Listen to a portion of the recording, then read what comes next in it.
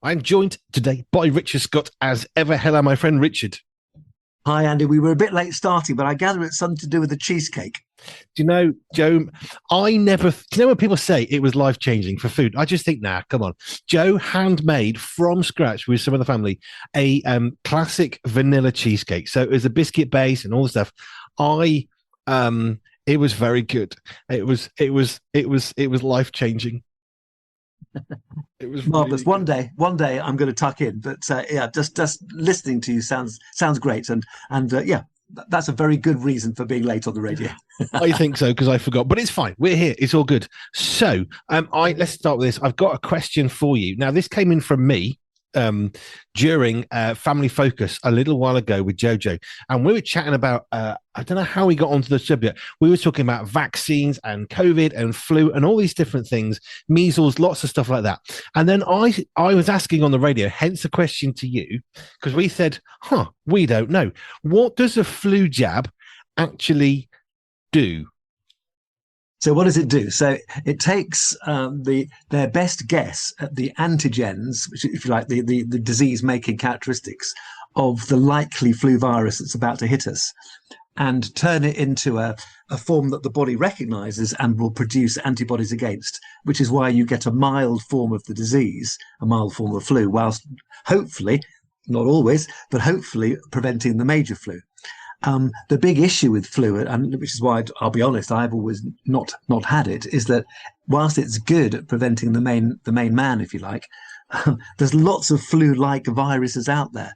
And honestly, I could tell you the number of patients that have come to me over the years. Oh, I had the flu virus, I had the flu jab, and I've had flu. So yes, but it's because you've only been, they've only vaccinated against one type. And what would be great in the future is if the flu vaccines, the annual vaccines, could vaccinate against loads of different types, thus preventing all flu illnesses. And that would be the holy grail, really.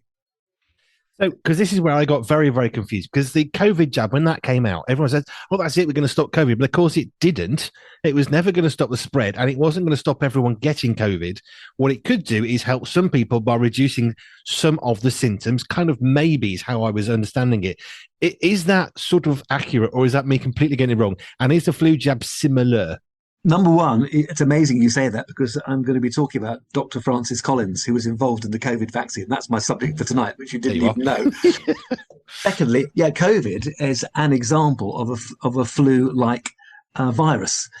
Unfortunately, didn't just give us mild flu symptoms. It was a killer in many situations, and particularly for susceptible people. Not all of whom knew they were susceptible. Some obviously did if they got chronically bad chests or kidneys, hearts, but others just out of the blue. So yes, COVID is an example of a flu-like illness, and how wonderful if that could be included within a general one-shot vaccine in the future. Now, I have got a bit of a virus at the moment. It's been around for 2-3 weeks. As these things seem to be these days, it kind of rises and falls and comes back and eventually go away, and that's fine. So I very much understand it's not that bad. I have a little bit of weakness. I don't have a cough. It's just I think this is a virus. There's no cold symptoms. And so many people say, oh, you've got the flu. No, I know this isn't the flu. I've had the flu a few times. This is not the flu. A flu-like illness. Yes. And it really, what distinguishes it are the aches and the weakness. Whereas, in fact, we usually with these flu-like illnesses, you don't get much of a snotty nose, bit of a cough, but nothing remarkable, because the main effects are wiping you out and aching. So it has a slightly different pattern from the normal coughs and colds and sniffles that we get. Yep. No, I've definitely had flu. I can recognize a flu. This is not even on the same planet of flu. Flu, you think you're going to die. You're not, but you think you are. Very true. Right. So I've managed to stumble across what you're going to talk about, which is always good fun. So tell us more. Yeah. So, I mean, often we speak about medical issues. That's why I guess I'm on the program, and a topic sort of enters my orbit. Either I find it on the TV or on newspapers, or maybe someone like yourself suggests it, or a listener says, "Oh, tell me about mum's baby brain. What's happening?" I'm thinking, "Oh, I don't know enough about that." So somehow a topic comes my way, but this time it's not so much a topic as a person that's come my way, and it's Francis Collins, who is a very famous US doctor. And he's come my way twice recently, which is why I'm bringing him up tonight. Firstly, Heather and I are running an Alpha course in our house for staff. I mean, they were ex-staff in the sense that we both now retired, but we'd done one years ago for staff, and we thought we'd do another one because the staff have changed. So we're doing a small Alpha course in our house, and on one of the early Alpha tapes, Francis Collins is interviewed talking about his faith. And then there I was reading Premier Christianity magazine this month, and Francis Collins has come up. And I'm thinking that's a coincidence, or is it? This is a great man. He's also very humble, I might say. It comes across as a really nice guy, despite being an absolute brainbox, because he is one of the greatest scientists of his generation. He was director of the Human Genome Research Institute in the US, responsible for correctly sequencing the 3 billion letters of our DNA. Very good. That opened the door for treating rare genetic conditions, for example, cystic fibrosis. One of the ladies in our Alpha group last night, her son died aged 18 from cystic fibrosis. This is a relatively common serious disease. But Collins has also been at the forefront of the fight against COVID-19, producing the vaccine to combat the worst pandemic in a century. So he's a Christian, he's a great scientist, he comes across as a lovely bloke. And my thoughts were, what can we learn from the life of this great man who's now 75? So he's 10 years senior to me. What can we learn from him? So here's a few learning points, which I'll pass across to you, and then we can dissect them. Number one is really how he became a Christian believer. Great story. I'd heard this before, but I'm going to repeat it to you. So he was a young doctor, and he was doing a clerking. Now, a clerking is when you get details from a patient, you talk to a patient, listen, ask them questions. That's called clerking. And he was clerking this old lady with end-stage heart failure. And at the end, she told him how her faith helped her at this time of crisis. And then she turned to him and she said, "And what do you believe, doctor?" And he was stunned. He was a clever man, but he didn't know. So he got hold of a Bible and read it, and he realized the words were true, that Jesus actually existed. He died for our sins and rose again. And Francis Collins was converted. So the lesson for us, number one, is he became a Christian by checking out the truth. Let's do the same. Maybe we've made assumptions about faith in the past. Maybe people listening aren't sure. Well, check out the truth like Collins did. And we're going to return to that one later. And the second thing linked to this is perhaps those of us who are Christians should have the courage to say to others, including our doctors, what do you believe, doctor, electrician, vicar, dentist, radio DJ? What do you believe? This is what I believe. What do you believe? And because in doing so, she challenged Collins, and Collins then becomes like the many great scientists throughout the ages, all of them, Mendel, Faraday, Kelvin, etc., joining all these great scientists who see no conflict between science and faith. And Collins has actually stated, if you investigate the truth through science, it should lead you closer to God. So that's what I got from Alpha. But the magazine article taught me more about this eminent scientist. During COVID, he was working more than 100 hours a week. Now, I've done that briefly as a young doc, and it's a killer. But I was having to have work at a low level, take blood, not think too much, just follow instructions. He is trying to save the world. He's working more than 100 hours a week. But it's what kept him going, he said, was his faith. After a short night's sleep, he would get up, and the first thing he would do, rather than just doze, was pray and read scripture. He said, to get himself grounded in what is really true and what we're called to do as children of God. Now, the reason I mention this is, we can all slip as Christians. We know the importance of quiet times, but they can get put off, can't they? We're too busy. There's other stuff going on. Maybe we have too much cheesecake. Who knows? Stuff can get in the way.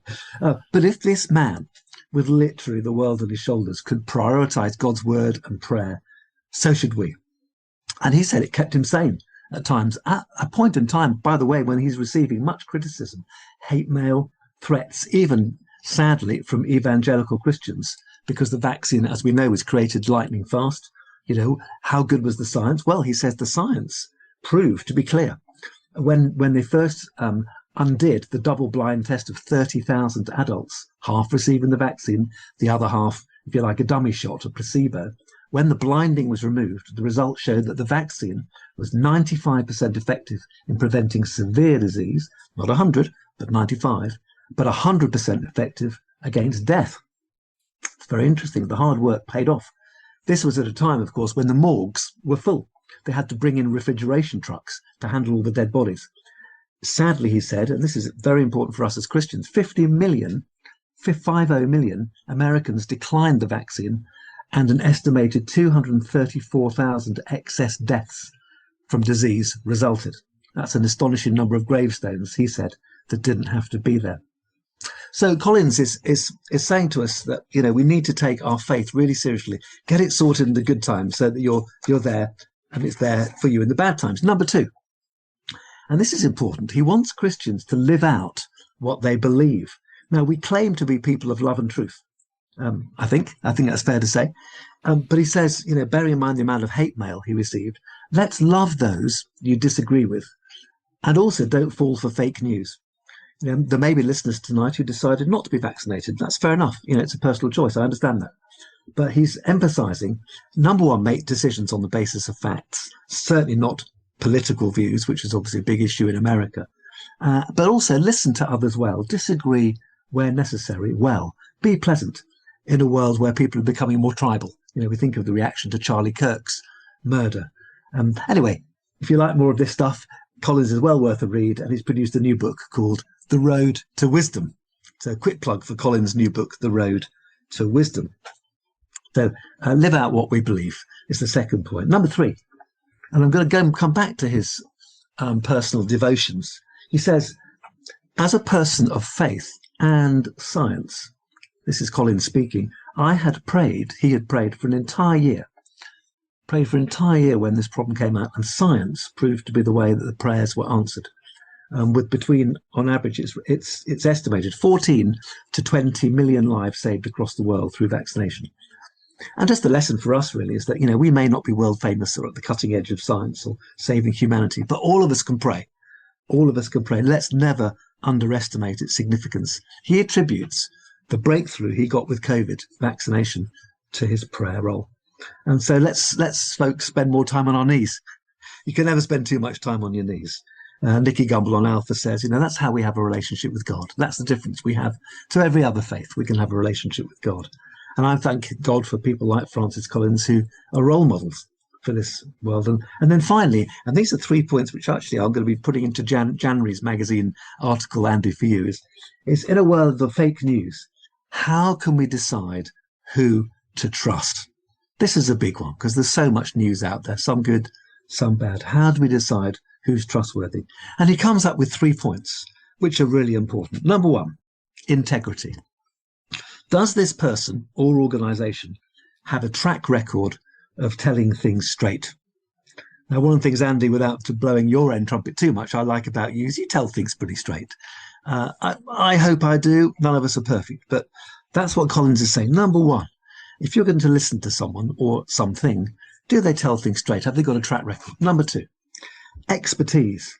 Do they have knowledge? Have they done the work? Are they genuinely an expert, or just having an opinion and going against people with more than 20 years working in the field? Are they genuinely an expert? And number three, humility. Are they able to say, yes, I'm an expert in this area, but no, I'm not an expert in other areas. And if you ask me something else, I'll point you to somebody else better than me. Lovely point. Everyone who claims to be an expert on everything is probably an expert on nothing.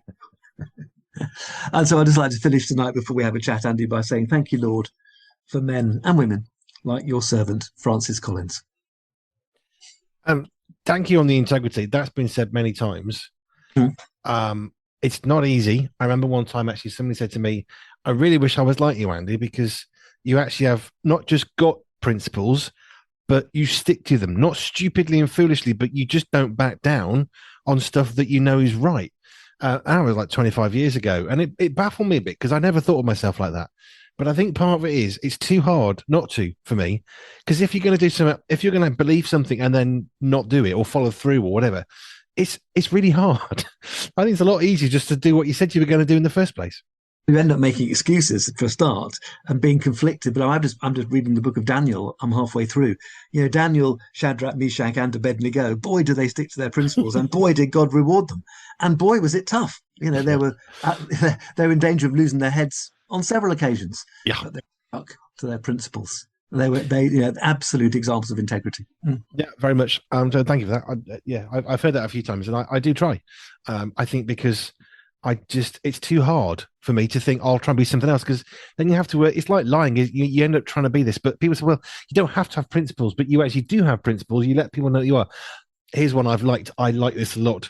I've done this to quite a few vicars, so vicars be warned in a very sensible way. The number of vicars who've called my bluff on something, and I don't care, quite frankly. So there's a little secret for you. Never shared this one. So I used to play keyboard. I was been a worship leader for a long time, and I used to play keyboard in a church.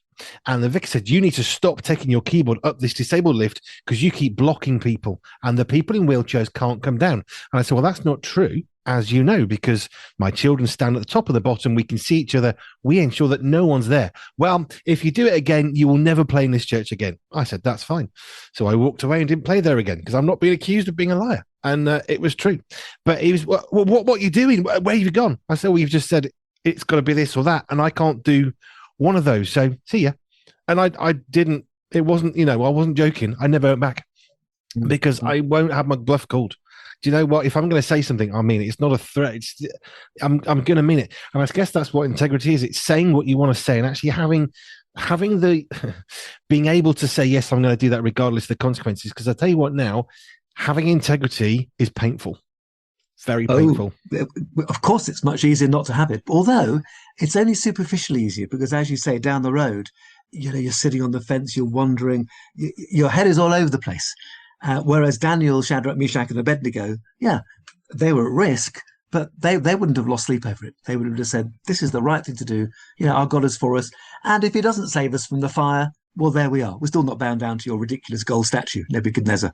They stuck to their principles, and they were rewarded for doing so. Let me just touch on the BBC then, because this is very topical of the moment. So I've had this conversation with somebody else. I am astonished that they decided to take on the sitting president of the United States. That in itself, forget anything else you might think or know, is very much, as Sir Humphrey was saying in Yes Minister, that is extremely courageous, because this isn't just a guy with an opinion. This is the sitting president of the United States, who cannot, as a role, appear to be weak. On top of which, you've got Donald Trump, who is quite happy to make a point of what he thinks. So that is just as it is. But here's the thing: I've been thinking and mulling this through, and what you've been saying is interesting, because the BBC, they're not experts. They are just people with an opinion who share what they think people want to hear. That's pretty much what journalism is, one way or another. You've got deeper in journalism, and of course it's Panorama, which is often seen as like the pinnacle of the best of the journalism, and they've lied. They've falsified something quite evidently. But here's the thing: people will trust the BBC because it's a British Broadcasting Corporation. Why? It's like trusting your bank. Banks are businesses, people. Don't trust them. They're a business. They want to make money out of you. Facebook wants to make money out of you. The BBC wants their advertising. They may not have advert breaks, but you see that celebrity? Here's my latest book. That's called an advert. They're advertising just like everybody else. And it's been fascinating to watch people who are so shocked that the BBC have done this. And I'm just thinking, well, it's nothing to do with the BBC. It's because they're people and they have opinions. Sure, absolutely. And it's an opportunity for them to change. Let's see if they do. Yeah, but it makes me think about who we trust and how we trust. I'm looking forward to your January article. I'm not even got to December yet, but it is important to think how do we make a decision about something. I'll be honest and candid. I have not had the flu jab. I had it once. I was more ill than I've ever been in my entire life, and I decided I'm never doing that again. I've never been that ill with the most severe versions of flu. The flu jab, I was out for like 2 weeks. I was utterly out of life. Do you know what? Never, ever again, which is the reason I'm never going to have that again, because my experience was dreadful. I know for some people it's very good. It's very simple. That's great. Follow the advice of your GP. However, for me personally, I have never been so ill in 50 years as when I had a flu jab, which I was advised to take because I had been an asthmatic at some point, therefore slightly at risk. You do then make a decision based on what you know. This is not medical advice for me. This is, what? I have discovered that jab for me, not good. You and the Jad don't get on. No, we are mortal enemies and probably always will be. Not saying it's good or bad. I just know for me, it wasn't good. But we have to make decisions on what we know. And I'll tell you what swung it, and this is about integrity. It was a nurse at a GP surgery who'd been a theatre nurse, so in operating theatres, and she really, really threatened me and scared me into how much I had to have this thing. I had it, and I thought, well, I'm never going to trust a nurse again because you just lied. Oh, there'll be no side effects. Oh. She can certainly give advice, say, overall, it's worthwhile doing. But there are people who have severe side effects, and obviously she's not sitting as a GP seeing the people who've had serious side effects. I don't like it when people give poor advice, especially if they're medical or nursing. It's upsetting. Yeah, it is, because we need to trust people, and that's really important. And I think that's one of a set of situations where I don't trust nurses as much as I used to. I'm much more comfortable with all I would say is don't tar everyone with the same brush. But I trust doctors far more than I trust nurses. And I used to have lots of trust, but these things do affect us. And it's very hard when you've had that to then think, oh, okay, I'll just go the other way again. And it's, I don't have bitterness. I'm forgiving that woman for what she said, but I still struggle. Yeah, no, fair enough. Also, I think it's very important to listen to people when they're speaking out of their expertise, which was Collins' second point. Yeah. And you can have expertise in one area, but not in another area. Stick to your area if you're of expertise. I think that's what he's saying. Here's the other one. So I went to see my GP one time years ago, and he said, please lie down, don't move. I'm calling an ambulance. You need to go to hospital now. I was having quite a serious episode of atrial fibrillation. I just knew my heart wasn't right at the time. Anyway, so he gets the ambulance. I'm put in the ambulance. He's written a letter to the doctor, the consultant. My patient came in, blah, blah, blah, atrial fibrillation. He needs help kind of now. So they blue lighted me to hospital. The paramedic said, he's always wrong. GPs haven't got a clue what they're talking about. And I'm thinking, no, seriously, I think he knows more than you. One, he's in his 50s. He's been doing this quite a while. You're about 28. Two, GP. At least 7 years medical practice. I know you're good at your job, but no, got to hospital, and whatever this thing was that she decided I had, the first consultant said, yep, atrial fibrillation, let's treat for that. And it is so important that we don't say stuff that we don't know. No, absolutely. So wisdom and thinking before we open our mouth. Very important. I was going to go to that next. The ability to be silent is it is an art, because it takes a lot to be silent. It takes an awful lot not to say anything when you want to say anything. If you know you don't know, it takes a lot, but it is an art form. Yeah, absolutely. Yeah, though we're touching on big things here. No, but we are, and I don't mind talking about my life experience, because you know what? It's part of life and it's part of who I am. Proverbs advises silence, and because silence is good. Fools that are silent can be thought wise, because silence is a gift. It comes back to the fruit of the Spirit. It always comes back to the fruit, one way or another, the fruit of the Spirit. Okay, this is not 9 fruits. I get very frustrated. It is one fruit made of 9 parts. Okay, it's really important. And we need all these pieces together, which is why it's not 9 fruits, but 1 fruit. And they're all made, so self-control and kindness and compassion and goodness. And all those things help us so that when somebody presents as atrial fibrillation according to the GP of 30 years experience, no, it's not. No, compassion. No, self-control. Shut up. Would be a really, really good thing to do in that moment, and trust someone with more experience. Good. Well, you say I say stuff, and I do. I love the fact this guy is humble enough to say I don't know everything. This was attributed to Denzel Washington. I really hope it's true. He said, when you go to bed at night and you take your slippers off, put them so far under the bed that when you get up in the morning, you have to get on your knees, because then at least you're starting the day right. Oh, very good. Denzel. Very good. I believe that actually could well have been him that said that. And I just think, that's very clever. Put your slippers so far under the bed, when you get up in the morning, you have to get on your knees to get them, because then you'll start in the correct posture. Very good. But it's true, isn't it? How do we start the day? It then affects the rest of it. It does. Absolutely correct. Yep. Richard, thank you. You've got me off on a few. I have thoughts on some things my family will tell you, and I'm not afraid to share them sometimes, especially when it's relevant. And I don't mind being the example used in stuff. But yeah, it's important that we work with other people, that we spend time with other people, but we need to do it in a humble way. And it's one of those things I've said, we need to win the right to talk to people. And there are people who I will listen to every day, any day, all day long. Why? Because they come across as people who are confident. It doesn't matter if they're fixing a dishwasher or they're sticking a tube in my arm for a blood thing. If they're confident and they're relaxed and they're peaceful, I'm much happier. When someone's like, oh, which way round does it go? That's not so good. I had a nurse trying to do, what's the blood thing they put it in your arm? Cannula. Yeah, she was quite nervous. I don't know why, but she couldn't get it in. I had a few bruises, and in the end, it didn't work very well. And she was getting more and more stressed, and I was trying to be calm. It hurts. So there is a limit how calm you can be with that situation.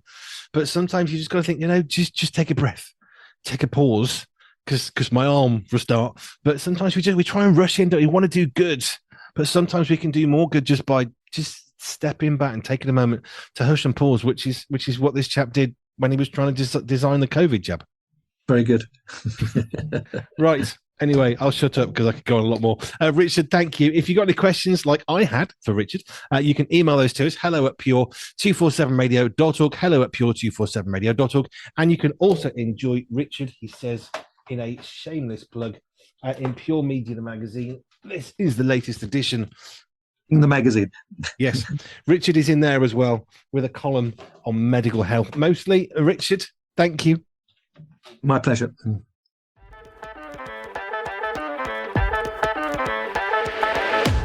The November edition of Pure Media, the magazine, will be perfectly formed for you from Friday the 7th of November. We sit down and have a chat with Becca Legg from Restored and delve deeper into the life and work of John Childress from Free Recovery. Pure Media, the magazine, is the magazine to get yourself if you like a comfy coffee and a chat with a friend. Or tea, we won't judge. In our latest magazine, we introduce you to a new writer, Andy Robb, as well as your favourites, including Isla Rouse, Richard Scott, Karen Ferguson, and more. Sign up now so you never miss out on this amazing monthly magazine, handcrafted by real people for real people just like you. Pure Media, the magazine, is always on point and in print.